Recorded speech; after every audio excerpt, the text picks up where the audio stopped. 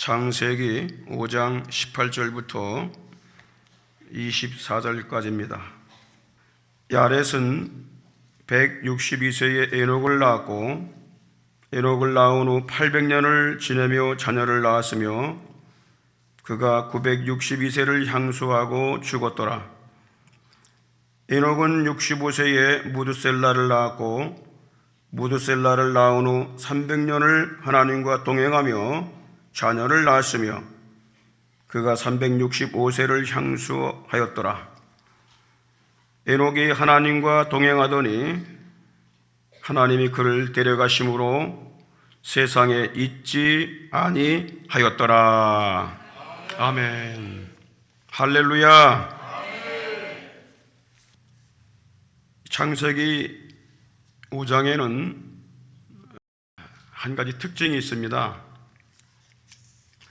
누가 어떤 사람이 자녀를 낳고 살다가 죽었다. 낳고 살다가 죽었다. 이 세 단어로 된 문장이 8번 반복되는 특징이 있습니다. 오늘 본문 말씀 18절에 보면은 야렛이 162세에 에녹을 낳았고 에녹을 낳은 후 800년을 지내며 이 말은 살면서 그 말이야. 자녀를 낳았으며 그가 962세를 향수하고, 이 향수하고는 살고 그 뜻이에요. 살고 죽었더라. 사람의 출산과 죽음을 강조하고 있습니다. 하나님이 사람을 남자와 여자로 만드신 이유는 자녀를 출산하여 번성케 하시기 위함입니다. 비록 죄를 범했어도 하나님은 자녀 생산을 끊지 않으셨습니다.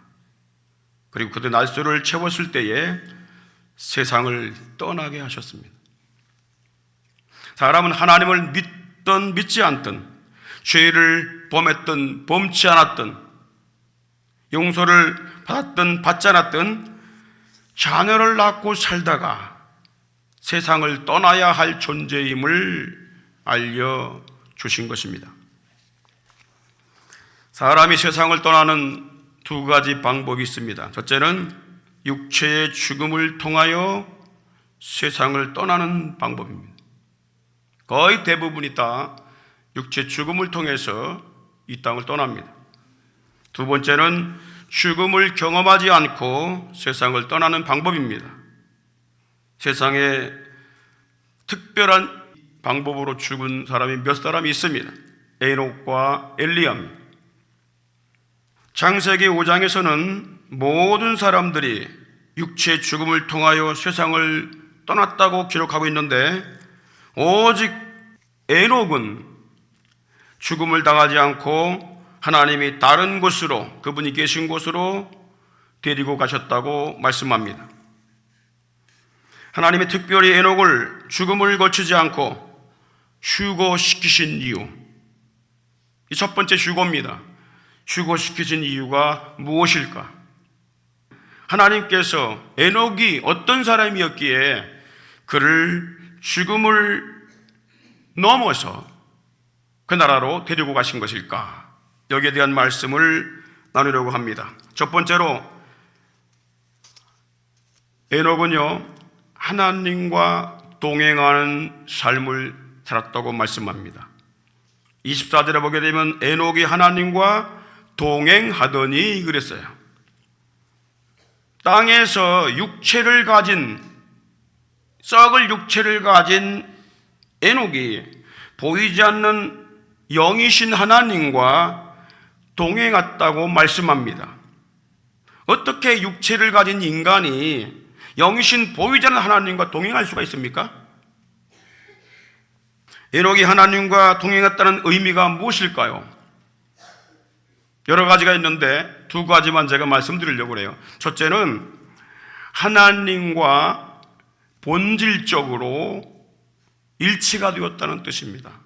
하나님과 일치가 되었다. 여러분, 사람도 뜻이 같지 않으면 같이 살 수 없고 동행할 수가 없어요. 신분이 같지 않으면 살 수 없어요. 근데 요즘엔 참 특이하게 동물과 같이 살고 그래. 본질적으로 다른데 동물도 사람으로 여겨요. 선진국 있으면 더해 그건. 본질적으로 다른 건데. 아모스 3장 3절에 보게 되면 두 사람이 의합지 못하고야 어찌 동행하겠으며 그랬어요. 여러분 사람도 최하 두 사람도 뜻이 일치해야 함께 살 수 있고 동행할 수가 있는 거예요. 에녹이 하나님과 동행했다고 하는 것은 본질적으로 하나님과 같은 신분으로 일치되었다는 거예요. 여러분 하나님께서 아담을 만드실 때에 하나님의 형상으로 우리가 우리 모양을 따라 우리의 형상대로 사람 만들자. 하나님과 본질적으로 일치된 존재로 만드는 겁니다. 왜? 그래야 교제가 가능하거든요. 그래야 동행이 가능하거든요. 그래서 에덴 동산에서 육신을 가졌지만은 하나님과 함께 거닐면서 동행했던 거예요.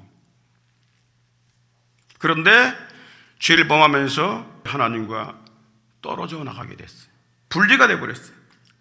성경은 물과 기름이 일치될 수 없는 것처럼 도무지 일치될 수 없는 것이 있다고 말씀합니다.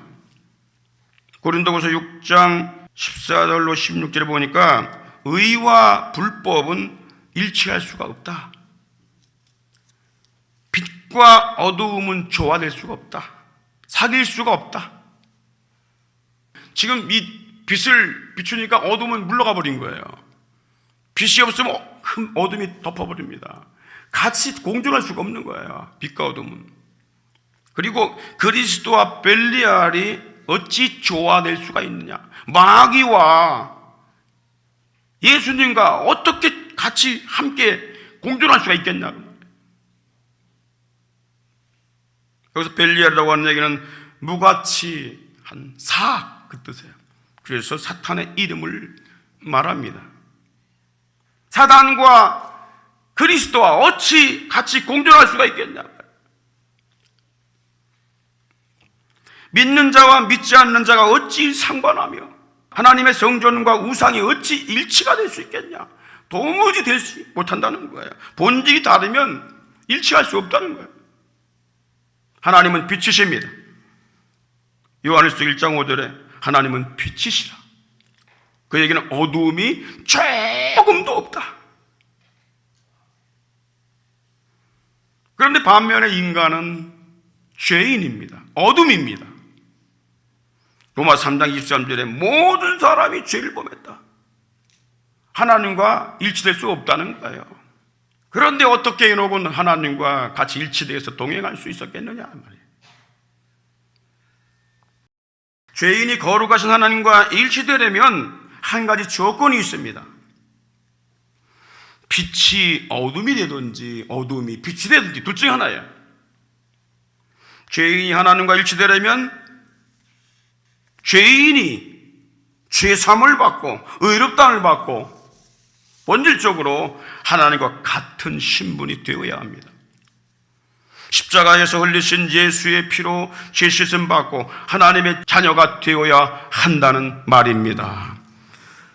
그래서 요한복음 1장 12절에 영접하는 자, 그 이름 믿는 자에게, 예수 이름 믿는 자에게 하나님의 자녀가 되는 권세를 주셨다. 신분을 죄인에서 하나님의 자녀로 상승시켜 준 겁니다. 이게 얼마나 큰 복입니까? 얼마나 큰 은혜입니까?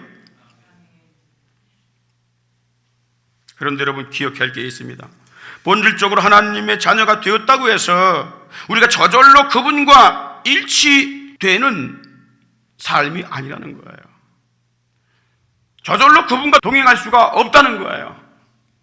저절로 동행이 되지 않는다는 거예요. 우린 육성이 있기 때문에 계속 육적으로 기울어지려고 죄와 허물 속에 사역하고 있습니다. 그래서 우리가 하나님과 동행하기 위해서는 계속해서 예수의 피로 깨끗함을 받아야 하는 것입니다. 한 번만 받는 것이 아니라 계속 예수의 피로 죄사함을 받아야 하는 것입니다. 여러분, 아무리 자녀가 사랑스러워도 더러운 오물이 묻었으면 부모와 함께 할 수 없는 것 아시잖아요. 아무리 그가 내 자녀라 할지라도 똥뚜껑에 빠졌어. 어떻게 그를 집 안으로 들일 수가 있겠습니까?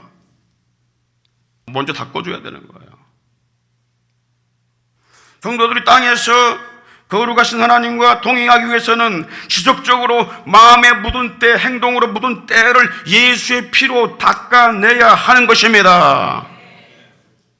요한일서 1장 6절에 보니까 만일 우리가 하나님과 사귐이 있다 하고 하나님과 사귀면서 동행한다 할 때에 우리가 어두운 가운데 행하면, 죄 가운데 죄를 범하면, 죄를 행하면 거짓말하고 진리를 행치 아니하는 거라고 말씀하는 거예요. 그러니까 우리가 하나님의 자녀가 되었어도 우리 마음에 또 행동으로 허물과 죄를 가지고 있다면은 우리는 하나님과 동행할 수 없다는 거예요. 거짓말하고 있다는 거예요. 거짓으로 속이고 같이 다닌다는 거예요. 지금이 그런 세상입니다. 억지로 마지못해서 함께하는 삶, 얼마나 불행입니까? 속은 달라. 겉만 같이 있는 것처럼 웃기는 하지만은 속이 달라. 본질이 같지가 않아. 우리 하나님은 그걸 보시는 거예요. 겉을 보는 게 아닙니다. 네 속이 지금 나와 같으냐 말이야. 본질적으로 같으냐 말이야. 물과 기름은 절대 같을 수가 없어요. 아무리 여러분 많이 붓고 아무리 믹서를 내도 안 됩니다. 기름은 뜨게 돼 있어요. 마찬가지입니다. 본질적으로 하나님과 하나가 돼야 돼요. 우리가 발에 묻은 먼지를 매일매일 물로 닦지 않습니까? 성도들이 어둠과 죄악만 세상에 살아가면서 우리는 날마다 마음이 더러워지고 행동으로 더러워지고, 나는 그렇지 않은데 저 사람 볼 때는 상처를 받고 허물이 있다는 말이에요. 어떻게 해야 됩니까? 거룩하신 하나님과 동행하기 위해서는 지속적으로 마음에 묻은 때를 예수의 피로 닦아내야 하는 것입니다. 그래서 요한일서 1장 7절에 보니까 저가 빛 가운데 계신 것 같이, 하나님이 빛 가운데 계신 것 같이 우리도 빛 가운데 행하면 우리가 서로 사귐이 있다. 하나님과 동행한다 그 말이에요. 그리고 그 아들 예수의 피가 우리를 모든 죄에서 깨끗하게 하신다. 지속적으로 주의 피가 필요한 거예요. 예수의 피가 필요한 거예요. 에녹이 세상에서 하나님과 동행했다고 하는 것은 지속적인 속죄 제사로 의롭다함을 얻고 피의 갑옷, 다시 말하면 성령의 갑옷을 입고 살았다는 뜻입니다. 우리가 하나님과 지속적인 동행을 하려면 죄의 옷을 벗어버려야 돼요. 그리고 속죄의 옷을 입어야 돼요. 이 속죄의 옷은 빛의 갑옷입니다. 로마서 13장 10절에 보십시오. 밤이 깊고 낮이 가까웠으니 그러므로 우리가 어둠의 일을 벗고 죄하고 살던 형태, 삶의 모습들, 그런 생각들 다 벗어버려야 한다는 거예요. 그리고 빛의 갑옷을 입자. 이 빛의 갑옷이 뭐냐 말이야. 성령이 주실 새 옷입니다. 이게 뭐냐? 피의 옷입니다. 예수의 피로 물들인 옷입니다. 우리 마음을 예수의 피로 적셔야 되는 거예요. 베드로전서 1장 2절에 보십시오. 이 베드로는 성도들이 어떤 존재인가를 첫 구절에서 이렇게 말합니다. 하나님 아버지의 미리 아심을 따라, 하나님께서 미리 우리를 아시고 성령의 거룩하게 하심으로 순종함과 예수 그리스도의 핏뿌림을 얻기 위하여 택하심을 입은 자들, 내가 너희들에게 편지한다. 자, 길게 붙었습니다. 한마디로 말하면 하나님께서, 성령께서 왜 우리를 부르셨느냐? 예수 그리스도의 피 뿌린 옷을 입기 위해서, 피 뿌림을 받게 하기 위해서. 이게 빛의 갑옷입니다. 요즘에 옷에다가 빛나는 거 잔뜩 해가지고 막 불도 막 들어오고 반짝반짝반짝하게, 그게 빛의 갑옷이 아니라 예수 그리스도의 피로 물든 그 생각과 마음을 가지고 살아가야 한다는 것입니다. 두 번째로 하나님과 동행했다는 뜻이 뭐냐? 내 의지를 하나님께 순복하여 화해했다는 거예요. 동행하다 이 뜻은 가다 오다, 걷다 그 뜻인데, 자, 함께 가고 함께 오고 함께 걸으려면은 둘 중에 누군가는 자신의 뜻을 다른 사람에게 예속시켜야 합니다. 그래서 동행하다 이 뜻에는 자신의 뜻을 다른 사람에게 예속시켜 따라간다, 그런 의미가 있습니다. 최소한 두 사람이라도 함께 동행하려면 한 사람이 상대방의 뜻에 순복하든지 복종하든지 해야 합니다. 에녹이 300년간 하나님과 동행했다고 하는 것은 자신의 뜻을 온전히 하나님께 순복시켰다고 하는 거예요. 자, 365세까지 이 땅에 살았는데 300년 동안 동행했다고 그랬어요. 에녹도 65세까지는 흔들렸어요. 하나님과 동행하다가 말다가, 아버지 말씀 듣다가 말다가, 신앙생활 잘 하다가 말다가, 그랬다가 65세에 큰 변화가 일어난 거예요. 그 이후로 에녹의 삶이 바뀌어버렸어요. 우리가 이 바뀌는 이 과정이 필요합니다. 인생이 바뀌는 과정, 그냥 교회만 왔다 갔다 한다고 그래서 이 사람이 하나님과 동행하는 거 아니에요. 특별한 어떤 계기가 있어야 돼요. 터닝 포인트라고 그럽니다. 전환되는 과정이 있어야 돼요. 그거 없이 목사가 되고 장로가 되고 집사가 되고 권사가 되고 구원받은 것처럼 행세하지만 속은 그렇지 않아요. 주님은 다 알고 계세요. 에녹이 그랬어요. 처음에는 에녹이 65세까지는 정말 불완전한 생을 살았어요. 그랬다가 65세부터 300년간 하나님과 절대적으로 동행하며 살았다고 하는 거예요. 그게 뭐냐? 자기 뜻을 온전히 굴복시켰다는 거예요. 여러분, 에녹이 왜 자신의 뜻이 없었겠어요? 왜 자신의 욕망이 없었겠어요? 왜 자신 세상에 나가서 마음도 살아보고 싶은, 쾌락을 누려보고 싶은 그런 마음이 왜 없었겠습니까? 그러나 그는 주님을 만난 이 체험을 한 다음에 30년도 아니고 300년을 하나님의 뜻에 자신을 온전히 순복한 것입니다. 하나님이 이것을 기쁘게 보시고, 그래서 죽음을 보지 않고 데려가신 것입니다. 우리가 하나님과 동행하기 위해서는 내 뜻을 그분께 순복시키고 화해해야 합니다. 내 뜻을 앞세우면 하나님과 동행할 수 없기 때문입니다. 여러분, 내 뜻만 주장하게 되면 하나님과 늘 상충이 되는 거예요. 세상 방식대로 살아가면 하나님과 늘 상충이 돼요.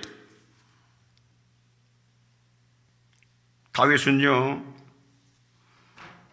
하나님의 뜻을 행하는 것을 즐겼다고 그랬어요. 정말 우리는 생 따라가는 것보다 하나님 믿는 것을 즐거워해야 되거든요. 하나님 말씀 따라가는 걸 즐거워해야 되고, 하나님과 교제하는 걸 즐거워해야 되고, 하나님과 동행하는 걸 즐거워해야 되고, 그러기 위해서는 첫 번째로 해야 될 일이 뭐냐면 내 뜻보다는 하나님의 뜻 행하기를 우선적으로 해야 된다는 거예요. 기뻐해야 된다는 거예요. 세상 걸 접어야 된다는 거예요. 끊어야 된다는 거예요. 왜? 어차피 우리는 내 것이 아니에요. 하나님의 신분 아닙니까? 하나님이 책임진단 말이에요. 그래서 시편 40편 8절에 보십시오. 다윗이 이렇게 고백합니다. 나의 하나님이여, 내가 주의 뜻 행하기를 즐기오니 주의 법이 나의 심중에 있나이다. 우리가 하나님과 동행하기 위해서는 먼저 나의 욕망과 해독적인 방식을 중단하고 그분이 기뻐하시는 온전한 뜻을 분별하고 순복하는 법을 배워야 합니다. 로마서 12장 2절에 보십시오. 너희는 이 세대를 본받지 말라. 본받지 않으면 되는 거예요. 그게 왜 이렇게 힘듭니까? 오직 마음을 새롭게 함으로 변화를 받아 변화돼야 돼요. 터닝 포인트가 있어야 돼요. 그대로 살아가다가는 여러분들 우리는 결국은 사탄에게 끌려가고 마는 거예요. 조금씩 한 발씩 양보하다 나중에는 완전히 목덜미 잡혀갖고 끌려가 버린. 마음을 새롭게 함으로 변화를 받아 하나님의 선하시고 기뻐하시고 온전하신 뜻이 무엇인지 테스트해봐라. 분별하라 이 말은 테스트해봐라. 여러분, 평안이 없고 갈등이 있습니까? 구원받은 조건 중에 하나는 뭐냐면요, 갈등입니다. 갈등이 없는 사람이 있어요. 주의를 빼먹어도 갈등이 없어. 목사님이 이렇게 하면 좋겠다, 신앙적인 어떤 권면을 했는데 이걸 안 들어. 그래도 갈등이 없어. 이 사람은 구원받은 사람이 아니야. 구원받은 사람은 하나님의 뜻을 거스릴 때에 마음에 갈등이 와요. 근심이 되고 기쁘지가 않아. 그 사람은 100% 구원받은 사람이야. 불신자들은요, 주일날 아무리 어디 산으로 들러 놀러 다녀도 갈등이 없어요. 구원받지 못했기 때문입니다. 그런데 구원받은 사람은요, 하나님의 말씀 따라가고 하나님의 뜻을 쫓아가야 된다는 이것이 마음속에 자기도 모르게 이게 심겨져 있습니다. 그래서 그것을 그렇게 하지 않을 때는 갈등이 옵니다. 괴로워요. 평안이 깨져요. 이 사람은 구원받은 사람이 틀림없어요. 왜 그런 갈등이 올까요? 평안한 길을 찾으라고. 근데 만약에 우리가 하나님의 뜻을 불순종함에 불구하고 마음이 평안하고 기쁘고 막 할렐루야 돼버리면 이게 골치 아픈 거야. 이 사람은 구원받지 못한 사람이야. 세상 일을 해야 너무 기뻐. 문제가 심각한 거예요. 여러분, 어떻습니까? 우리 주님은 그의 자녀들이 평안과 쉼을 얻길 바라요. 우리 하나님은요, 이스라엘 백성들에게 행복을 원한다고 그랬어요. 마찬가지로 그의 백성들에게 하나님은 영생을 주길 원하시고 평안을 주길 원하시고 쉼 얻기를 원하시는 것입니다. 이 고난받고 죄악만 세상에서 거기서 빠져나오라고 정말 영원한 행복을 주겠다고 말씀하고 계시는 겁니다. 마태복음 11장 29절에 보십시오. 나는 마음이 온유하고 겸손하니 나의 멍에를 메고 내게 배우라. 멍에를 메고 뭐야? 나와 동행하자 그 말이야. 그러면 너의 마음에 쉼을 얻으리라. 우리가 예수 그리스도와 온전히 동행하기 위해서는요, 내 뜻보다 하나님의 뜻 행하는 걸 우선적으로 해야 돼. 세상 일보다 육신 욕망 따라가는 것보다 먼저 하나님의 뜻 행하기를 기뻐해야 됩니다. 그럴 때에 우리 마음이 평안이 오고 기쁨이 오고 마음에 드디어 하나님의 풍성한 위로가 임하는 줄 믿으시기 바랍니다. 유명한 철학자 파스칼은 이런 말을 했어요. 하나님께서 우리 인간을 창조할 때 하나님이 아니면 채울 수 없는 마음의 공간을 만들어 놨다. 그래서 우리가 예수 그리스도를 만나기 전까지는 그건 그 어떤 걸로도 채울 수 없다는 것입니다. 예수님 만나야 채워진다는 거예요. 예수님 만나지 못한 사람이 공허하고 허무하고 돈을 벌어도 안 되고 쾌락을 누려봐도 이것은 없을 수가 없는 거예요. 즉시 그 순간의 쾌락은 기쁨은 있지만은 마음이 공허에 견딜 수가 없는 거예요. 그래서 여러분들 높은 자리에 있는 사람일수록, 영화로운 자리에 있는 사람일수록, 돈이 많은 사람일수록 하는 일이 뭡니까? 제정신이 살 수가 없어요. 그래서 술과 마약과 도박을 하게 되는 거예요. 그런데 예수 믿으면 믿을수록 그 사람은 예수를 가까이 가면 갈수록 어떻게 바뀝니까? 더 거룩해지고 더 깨끗해지고 세상과 나는 간 곳이 없고 주님만 앞세우고 가게 되는 거예요. 할렐루야. 그런 생이 되기를 주의 이름으로 축원합니다. 예수님의 마음은 순복과 겸손입니다. 주님은 이 마음을 품으라고 말씀하십니다. 너희 마음에 이 마음을 품으라. 곧 예수의 마음이다. 어떤 마음이냐? 하나님과 동등된 분인데도 불구하고 동등됨으로 취하지 아니하시고 자기를 낮추어 사람같이 되었고 종처럼 됐다. 십자가에 죽으십니다. 그래서 예수님의 마음은 십자가를 지는 마음이에요. 겸손하고 순복하는 마음. 이런 마음으로 주님을 따라갈 때에 내 마음에 평안을 얻고 그때 비로소 기쁨이 임하게 되는 것입니다. 기쁨이 회복되는 겁니다. 할렐루야. 두 번째, 하나님께서 에녹을 죽음을 보지 않고 데려가신 이유가 뭐냐면 에녹이 하나님을 기쁘시게 하는 삶을 살았기 때문에 그래요. 하나님을 기쁘시게 하는 삶을 살았다. 에녹은 특별한 자가 아닙니다. 300년 동안 자녀를 낳고 아주 평범한 가정생활을 했습니다. 그런데 한 가지 다른 것이 뭐냐? 그가 하나님을 기쁘시게 하는 증거를 갖고 있었다고 했어요. 그 증거가 무엇입니까? 히브리서 11장 5절 다 같이 읽겠습니다. 시작. 믿음으로 에녹은 죽음을 보지 않고 옮기었으니 하나님이 저를 옮기심으로 다시 보이지 아니하니라. 저는 옮기기 전에 하나님을 기쁘시게 하는 자라 하는 증거를 받았다. 이 땅에 살 동안에 하나님을 기쁘시게 하는 증거를 갖고 있었단 말이에요. 그 증거가 뭡니까? 그게 바로 믿음입니다. 믿음이네. 그래서 믿음으로 에녹은 그랬어요. 하나님을 기쁘시게 하는 자라는 증거를 받았다 그랬어요. 믿음. 어떤 믿음을 주님이 기뻐하실까요? 어떤 믿음을? 이 히브리서 11장 5절 바로 밑에가 6절이죠. 6절에 연결해서 이렇게 말씀하십니다. 믿음이 없이는 기쁘시게 못하나니. 누구를? 하나님을. 어떤 믿음을 가져야 돼요? 하나님께 나가는 자는 반드시 그가 계신 것과 또한 그가 자기를 찾는 자들에게 상 주시는 이심을 믿어야 할지니라. 이게 에녹이 가졌던 믿음이야. 이게 두 가지입니다. 첫째는 살아계신 하나님의 존재를 믿는 믿음입니다. 우리가 이 믿음을 가져야 돼요. 다른 믿음 받기 전에 먼저 하나님의 존재, 창조주 하나님을 믿는 믿음을 가져야 합니다. 그분이 예수 그리스도의 땅에 부르셨다는 확신과 믿음을 가져야 합니다. 예수 그리스도가 죄인을 구원하는 구원자라는 믿음을 가지고 있어야 합니다.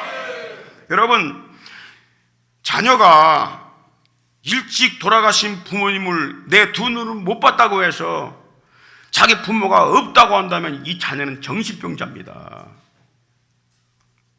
이와 같이 창조주 하나님을 내가 못 봤다고, 뒤늦게 태어나가지고 못 봤다고 해서 그분이 없다고 하는 이 무신론을 주장한 자들은 가장 어리석은 정신병자들입니다.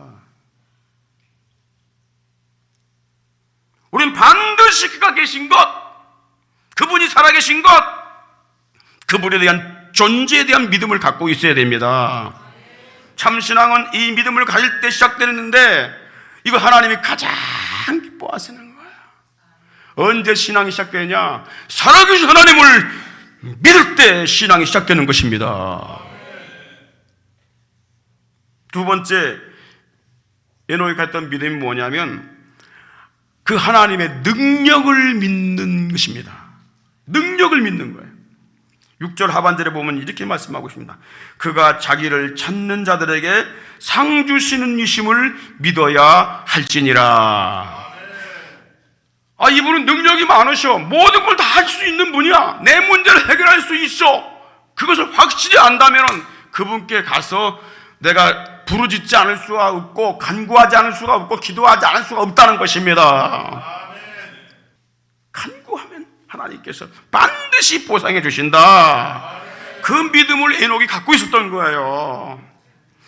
여러분, 한 여인이 귀신 들려 미친 짓을 하는 딸을 고쳐보려고 사방팔방 다니면서 의원들에게 구하고 간구했지만 고칠 수가 없었어요.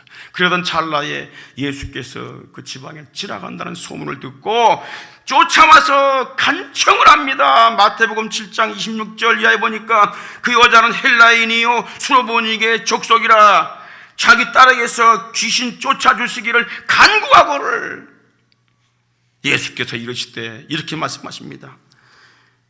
자녀로 먼저 배불리 먹게 할지니 자녀의 떡을 취하여 개들에게 던지는 건 마땅치 않다. 거절하신 거예요. 이 여인은 택함 받지 못한 이방 여인이었는데 수많은 사람들 앞에서 개취급을 당한 겁니다. 얼마나 수치스럽고 부끄러웠겠습니까? 그러나 이 여인은 절대 포기하지 않았습니다. 왜냐하면 오직 예수님만이 귀신 들린 내 딸을 고칠 수 있다는 믿음이 있었기 때문입니다. 오늘 우리에게 필요한 게 이 믿음입니다. 여러분, 교회에서 좀 상처받았다고 수치스럽다고 부끄럽다고 창피하다고 주님 앞에 오는 걸 여러분 포기하겠습니까? 그럴 때일수록 더 죽게 나와서 하나님께 간구를 해야 하는 것입니다. 이 여인은 자신이 개 취급받는 것도 아랑곳하지 않고 또 간청을 합니다. 28절 보십시오. 여자가 대답하여 가로되 주여 옳습니다. 그러나 상 아래 개들도 아이들의 먹던 부스러기를 먹지 않습니까? 맞아요. 저는 개입니다. 개 같은 여인입니다. 그런데 그 개들도 주인상에서 떨어지는 음식 찌꺼기라도 먹지 않습니까? 아이들이 먹다 남은 그 음식 찌꺼기라도 나에게 주십시오! 간구했던 것입니다. 이 간청을 들으신 예수님이 감탄하셨어요. 감동을 하셨어요. 그리고 딸을 고쳐주셨습니다. 29, 30절에 보십시오. 예수께서 가라사대 이 말을 하였으니 무슨 말입니까? 믿음의 말, 믿음의 간청 했으니 돌아가라. 귀신이 내 딸에게서 나갔느니라 하심에 여자가 집에 가보니까 믿음으로 가봤더니 딸이 침상에 누웠고 귀신이 나갔습니다. 어떤 백부장의 하인이 병들어 죽게 되었습니다. 이 백부장이 예수님 앞에 나와서 하인을 고쳐달라고 간청을 합니다. 예수님이 말씀하십니다. 내가 가서 너희 집 가서 고쳐주겠다. 이때 백부장이 예수님을 감동케 하는 말을 해요. 충격적인 말을 해요. 우리가 하나님을 감동케 하고 예수님을 감동케 하면요 역사가 일어나더라고. 역사가 일어나요. 근데 감동케 하는 일이 없으니까 역사 안 일어나는 거예요. 뭘로 감동케 해야 돼요? 믿음으로 감동케 하는 거야.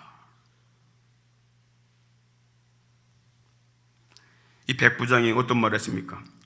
마태복음 8장 8절에 보십시오. 백부장이 대답하여 가로되 주여 내 집에 들어오심을 나는 감당치 못하겠습니다. 나는 주님을 모실 만한 그릇이 못 돼요. 나는 거룩한 주님을 모실 수가 없어요. 부끄러워요. 내 집에 들어오지 마시고 다만 말씀만 하옵소서. 말씀만 하옵소서. 여기서 그냥 말씀하시면 내 집에 있는 하인이 낫겠습니다.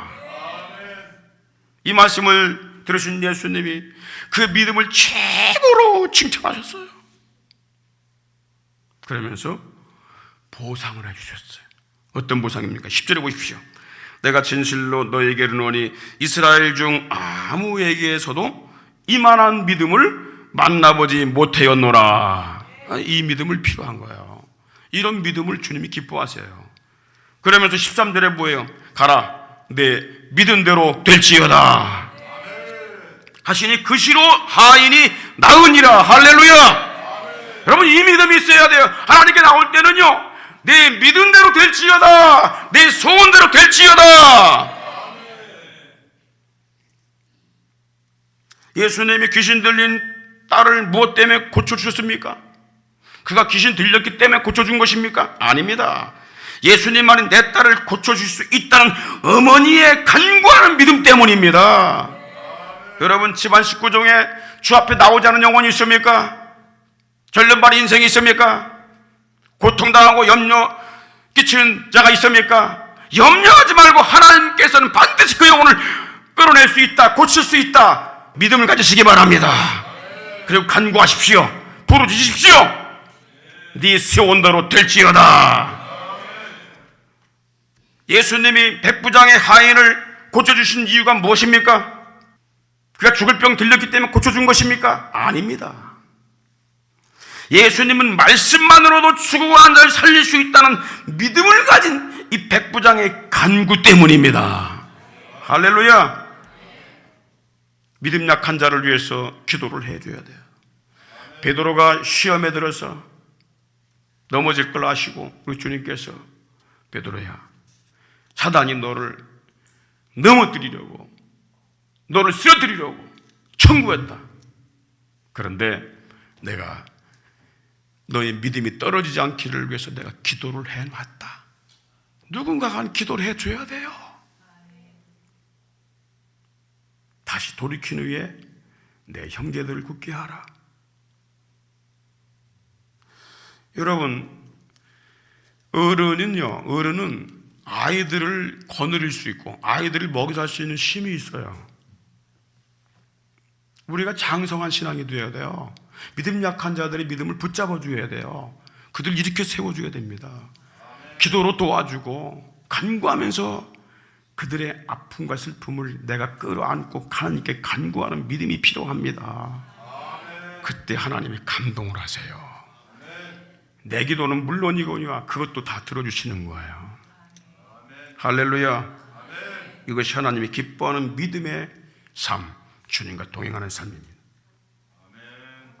마지막으로 에녹이 가졌던 신앙이 어떤 신앙인지 아십니까? 왜 하나님이 그를 기뻐하신지 아십니까?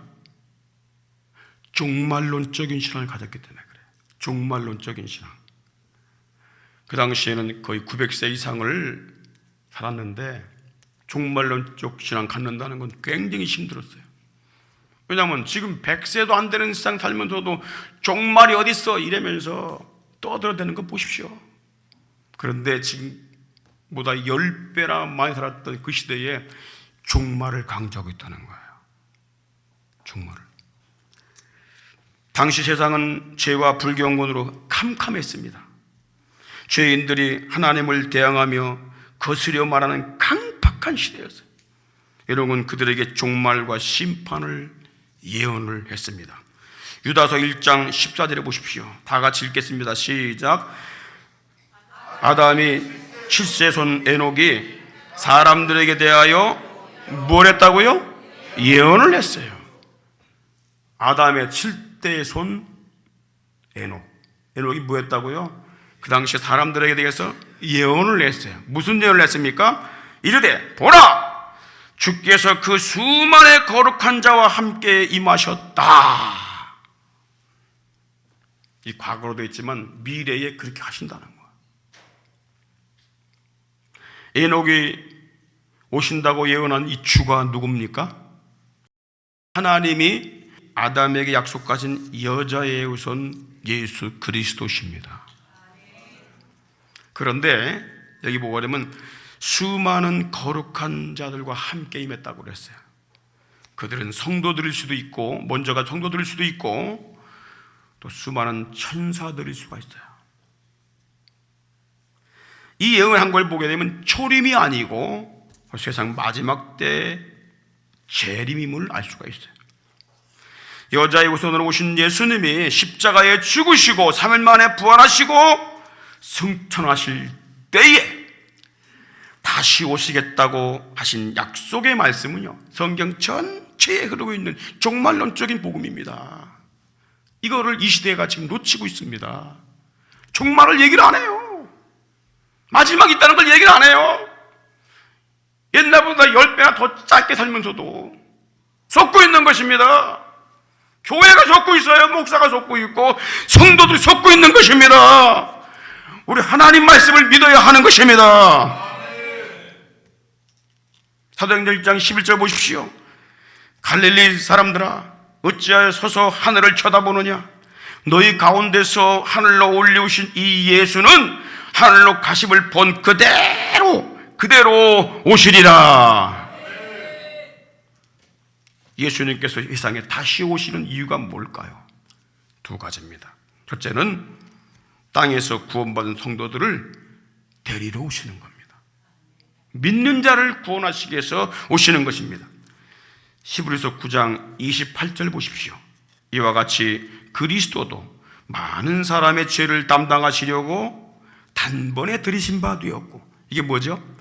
예수님이 처음 오실 때는 말구유간에 오셨어. 누추한 곳에 사람의 몸을 입고 오셨어요. 그래서 많은 사람의 죄를 속죄하는 길을 열어놓으시기 위해서 단번에 십자가에 자기 몸을 제물로 들이셨다는 것을 표현한 거예요. 그런데 두 번째 오실 때는 구원에 이르게 하기 위하여 구원받는 성도들을 데려가시려고 죄와 상관없이 자기를 바라는 자들에게 두 번째 나타나시리라. 이걸 재림이라고 그래요. 그런데 예수님이 어떤 모습으로 오실까? 에녹이 그걸 바라본 것입니다. 마태복음 24장 30절 31절 보니까 그때의 인자의 징조가, 다시 말하면 그리스도가 오시는 징조가 하늘에서 보이겠고, 그때 땅의 모든 족속이 통곡하리라. 아이고, 왜 내가 저 예수를 부인했는고? 내가 이웃집에 그 집사님 권사님이 전도할 때 왜 내가 예수를 모른다고 했는고? 통곡한다는 거예요. 통곡을.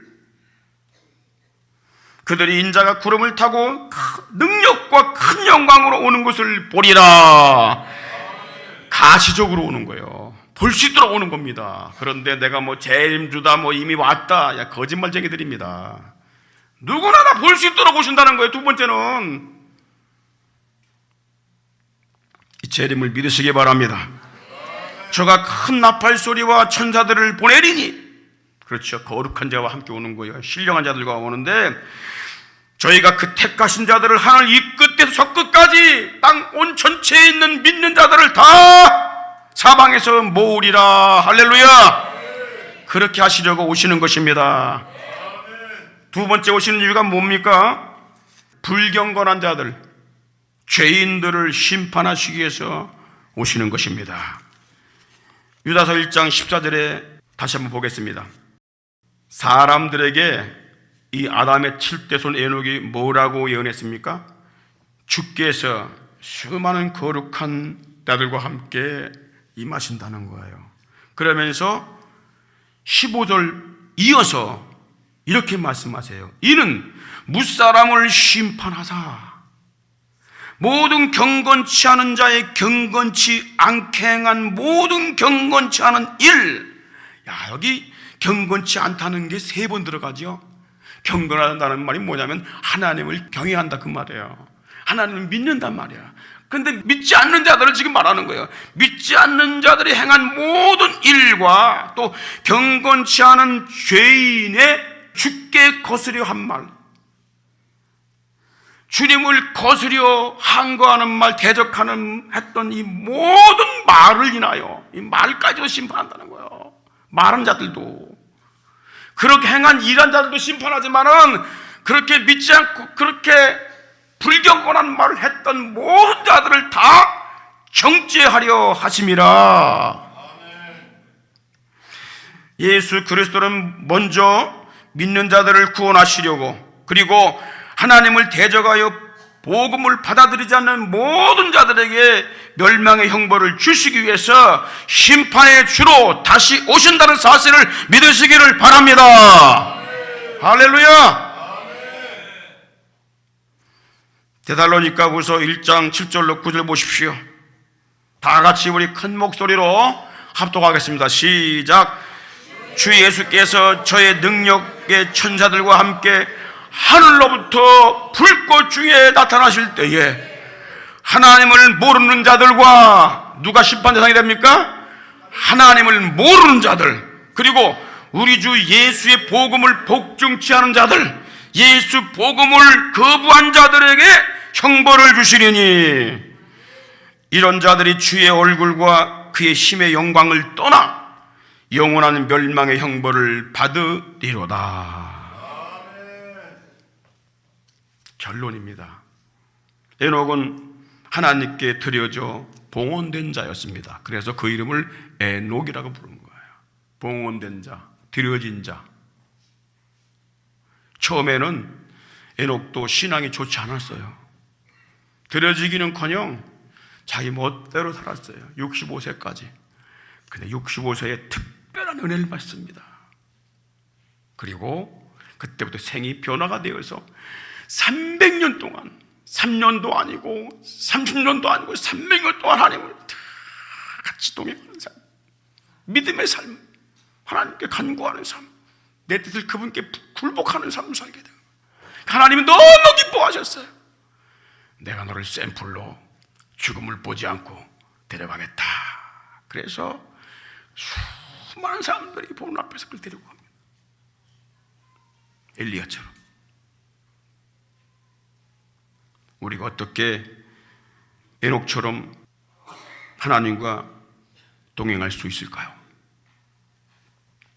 예수의 피로 제사함 받고 거룩함을 입고 예수의 보혈의 피의 옷을 입어야 합니다. 예수 공로를 의지해야 돼요. 예수 공로 의지하여 항상 빛을 보도다. 그 다음에 내 뜻은 하나님께 순복하여 믿음으로 기도하는 삶을 살아야 합니다. 저것도 해야 되고 이것도 해야 되고 세상 일도 해야 되고 주님 일도 해야 되는데 겹쳤어. 주여 어떻게 해야 됩니까? 기도를 해야 돼요. 내가 결정한 대로 가는 것이 아니라 하나님께 그걸 놓고 기도를 해야 됩니다. 하나님께서 마음에 음성을 주셔요. 경향을 주시고 뜻을 주십니다. 그것대로 순종하게 되면 하나님의 큰 놀라운 은혜가, 열매가 맺혀질 줄 믿으시기 바랍니다. 그리고 예수 그리스도께서 믿는 자들을 구원하시고 불경건한 자들을 심판하시기 위해서 다시 오신다는 걸 증거해야 돼요. 종말론적인 이 신앙으로 살아야 한다 그 말입니다. 할렐루야. 승리하는 신앙이 되기를 주임으로 축원합니다.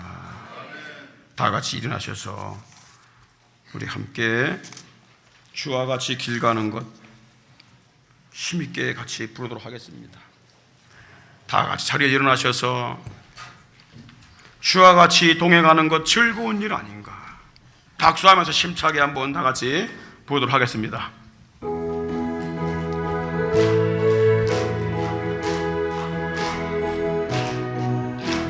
주와 같이 길 가는 것 즐거운 일 아닌가. 우리 주님 걸어가신 발자취를 주와 같이 길 가는 것, 주와 같이 길 가는 것 즐거운 일 아닌가. 우리 주님 걸어가신 발자취를 주와 같이 길 가는 것, 주와 같이 길 가는 것 즐거운 일 아닌가. 우리 주님 걸어가신 발자취를 밟긴 한 걸음 한 걸음 한 걸음 주 예수와 함께 날마다 날마다 우리 걸어 어린아이 같은 우리 어린아이 같은 우리 미련하고 약하나 주의 손에 이끌리어 생명길로 가긴 아멘. 한 걸음 주 예수와 함께 날마다 날마다 우리 걸어가리. 꽃이 피는 들판이라 험한 골짜기라도 주가 인도하는 대로 주와 같이 가겠네. 한 걸음 한 걸음 한 걸음 주 예수와 함께 날마다 날마다 우리 걸어가. 옛날 선자 에녹같이 우리들도 천국에 들려 올라갈 때까지 주와 같이 가게. 한 걸음 한 걸음 한 걸음 주 예수와 함께 날마다 날마다 우리 걸어가리. 옛선지자 에녹같이 우리들도 천국에 들려 올라갈 때까지 주와 같이 걷겠네. 한 걸음 한 걸음 주 예수와 함께 날마다 날마다 우리 걸어가리. 한 걸음 한 걸음 주 예수와 함께 날마다 날마다 우리 걸어가리. 할렐루야. 네. 우리 두 손 들고 할렐루야. 네. 두 손 들고 기도합니다. 하나님, 높이 손을 들고 기도합니다. 하나님, 나도 에녹처럼 주님과 동행하는 삶이 되기를 원합니다. 주님과 일치되기를 원합니다. 예수의 피로 제사 안 받고 지속적으로 예수의 피의 옷을 입기를 원합니다. 내 주 하나님 앞에 굴복하기를 원합니다. 주여, 종말론적인 삶으로 주님과 함께 동행할 수 있기를 원합니다. 다같이 주여하고 기도합니다. 주여, 주여,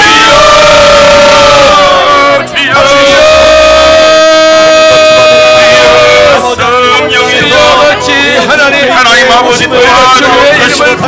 성령으로 이끌어가는 생애되게 하옵소서. 아버지여, 보내가여 날마다 날마다 주와 함께 아버지여 이 땅 가운데 살아가기를 소망합니다. 주여, 아버지 주님과 동행하는 삶이 되기를 원합니다. 우리에게 세상 주시고 날마다 하나님의 나라를 소망하며 아버지 하나님의 천국을 소망하며 우리가 삶이 되게 하여 주시옵소서. 연약하고 부족한 자를 올라내게 얼굴을 구하며 주님의 은혜가 감당하며 아버지의 자신을 아버지 하나님 주시고 아버지 날마다 이웃의 우리 아버지의 저지는 우리도 날마다 천국에 아버지의 달려올라 그녀를 바라보며 주와 함께 임마누엘 아버지의 편안한 삶을 허락하여 주시옵소서.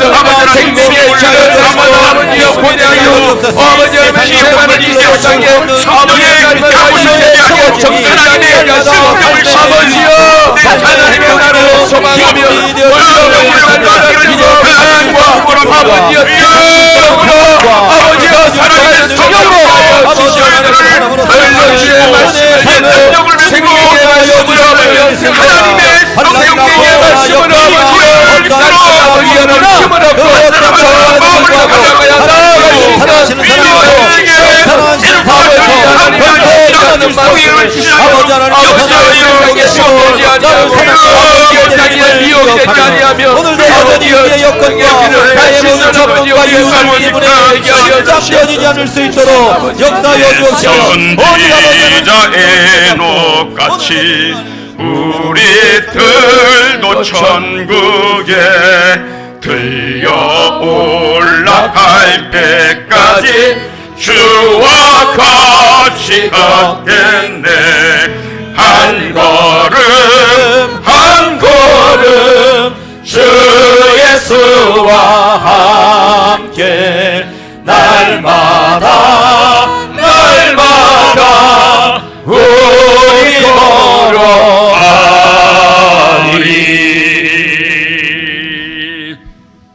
이제는 우리 주 예수 그리스도의 크신 은혜와 하나님 아버지의 만극하신 사랑하심과 성령의 감화 감동하시고 끊임없이 교통하셔서 주님과 동행하게 하시고 하나님의 나라를 세워나가게 하시고 하나님의 영광의 일꾼으로 살아가게 하시는 놀라우신 은혜가 우리 대신교회 모든 성도들 위해 이제부터 영원토록 함께 하시기를 간절히 축원하옵나이다.